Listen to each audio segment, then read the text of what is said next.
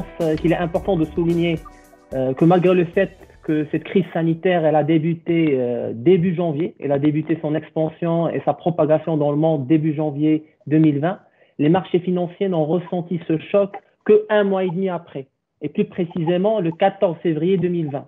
C'est à cette date-là précisément que nous avons assisté à une chute brusque, sévère et homogène au niveau des différentes places boursières dans le monde.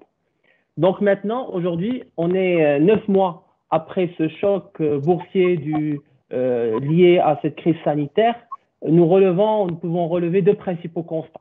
Le premier, c'est que les bourses mondiales ont connu la correction la plus rapide de leur histoire. Et ça, on peut très bien le voir au niveau du premier graphique.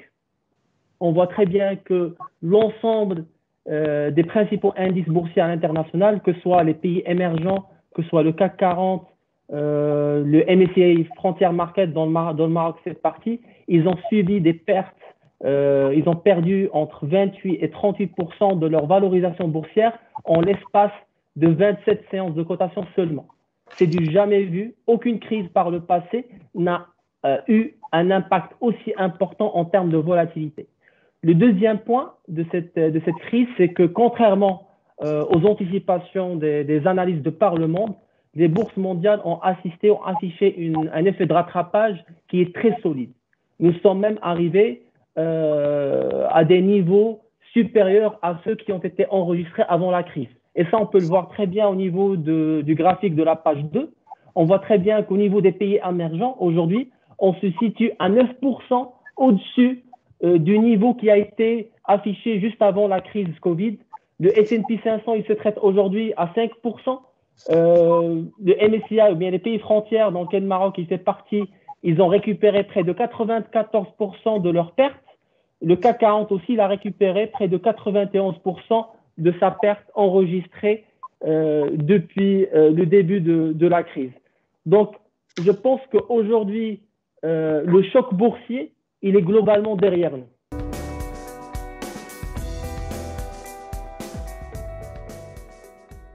S'il y a un constat à faire au niveau de la Tunisie, il y a des raisons qui expliquent la résilience au début du marché actions, et notamment il y a principalement cinq facteurs qui ont fait que ça a été stabilisé jusqu'au mois de juin. Tout d'abord, le faible bilan de la crise Covid, le faible bilan humain suite à la première vague. Ça, c'est une première chose. La deuxième chose, Abdallah tout à l'heure l'a mentionné, ça a été le même cas au Maroc qu'en Tunisie, où on a réduit la fourchette d'intervention au niveau de la bourse de Tunis. On est passé de plus ou moins 6% à plus ou moins 3% sur la fourchette.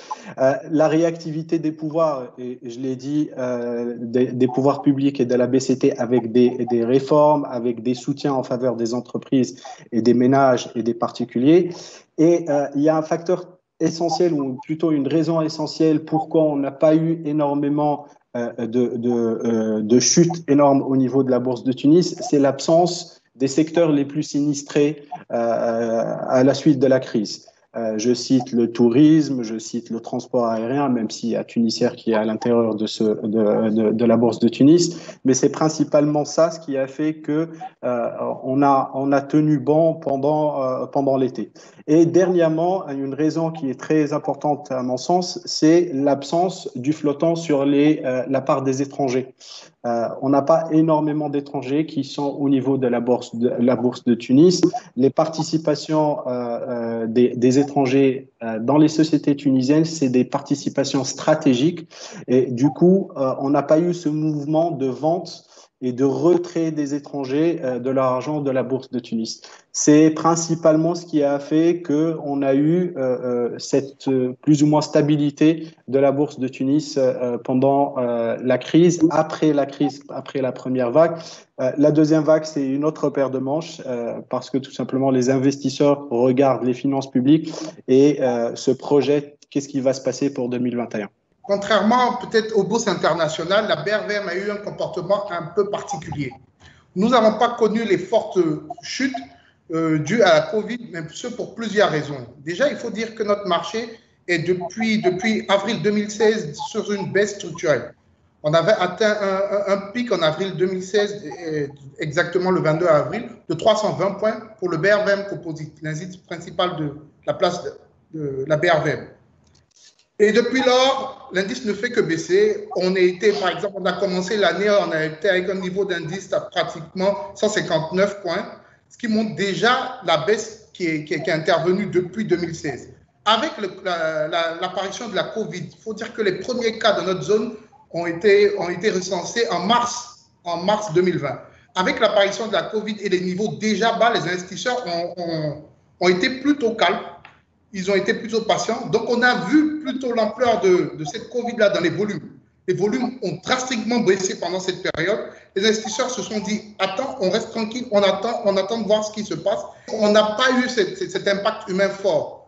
Donc, ça a pu rassurer les gens. La bourse de la BRVM a pu montrer sa résilience durant cette crise-là.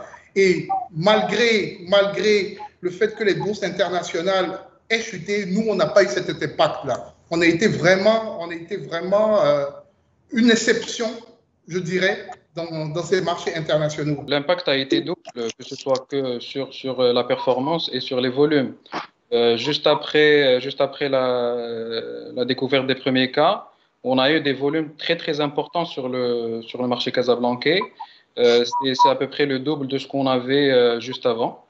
Mais ça a duré quelques séances. Ça a duré quelques séances et après, on est revenu à des niveaux normatifs pour après vraiment que la volumétrie s'assèche complètement vers le mois de juin, après la clôture du premier semestre. Donc, il y a eu un mouvement ponctuel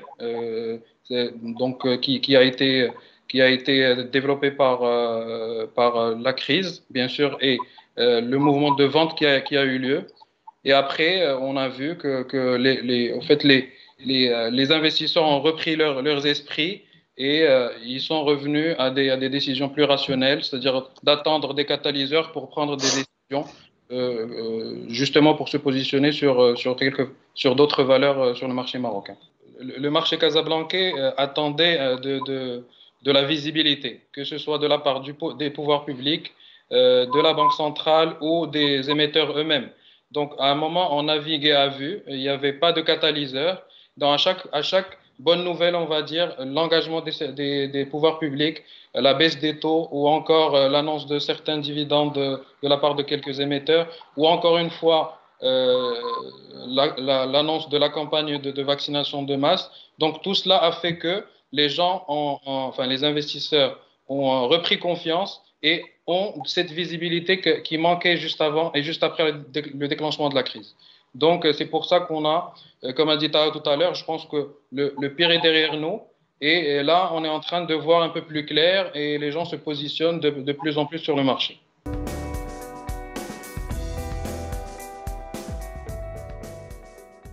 Le facteur commun pour moi qui existe entre les trois marchés, ce qu'on peut voir, c'est la représentativité du secteur financier. C'est que les trois marchés sont marqués par une surreprésentativité du secteur financier. En Tunisie, le secteur financier, il pèse 61% de la capitalisation boursière. Au Maroc, c'est près de 40% et en UMOA, c'est plus de 46%. Donc ça crée, en fait, ça justifie déjà aujourd'hui pour nous la sous-performance de ces indices par rapport aux pays émergents, puisqu'on voit très bien que en termes de taux de rattrapage, la Tunisie, elle a récupéré 95% de la correction, le Maroc 88%, l'UMOA 89%, mais les pays émergents, ils sont à 109%. Ils sont au-dessus des niveaux constatés pré-Covid. Et donc là, ça justifie pour ces pays-là leur sous-performance parce que le secteur bancaire qui est sous-représenté au niveau de ces pays-là a suivi une correction ou était parmi les secteurs qui ont été les plus touchés au niveau économique. Maintenant, ça pourrait laisser présager un potentiel de rattrapage beaucoup plus important de ces marchés en 2021. Parce que je pense honnêtement que si la situation sanitaire s'améliore en 2021 avec l'implémentation du vaccin, si on arrive à stabiliser un peu la situation sanitaire, le secteur bancaire a un retard important en termes de performance.